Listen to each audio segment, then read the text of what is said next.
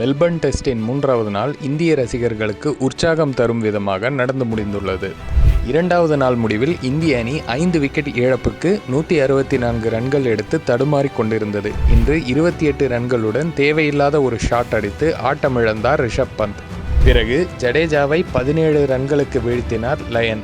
இதனால் இந்திய அணி ஃபாலோ ஆன் ஆகிவிடுமோ என்று பயந்து கொண்டிருந்த போது 8வது விக்கெட்டுக்கு நிதிஷ்குமார் ரெட்டியும் வாஷிங்டன் சுந்தரும் நம்ப முடியாத கூட்டணியை அமைத்தார்கள்.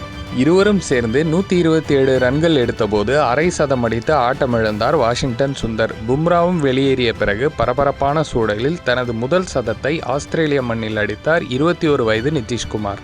இதன் பின் மழை குறுக்கிட்டதால் இன்றைய ஆட்டம் முடிவடைந்தது. இந்தியா 3வது நாள் முடிவில் 9 விக்கெட் இழப்புக்கு 358 ரன்கள் எடுத்து ஃபாலோ ஆனை தவிர்த்தாலும் 116 ரன்கள் பின்தங்கியுள்ளது. நிதிஷ்குமார் 105 ரன்களுடனும் சிராஜ் 2 ரன்களுடனும் களத்தில் உள்ளனர்.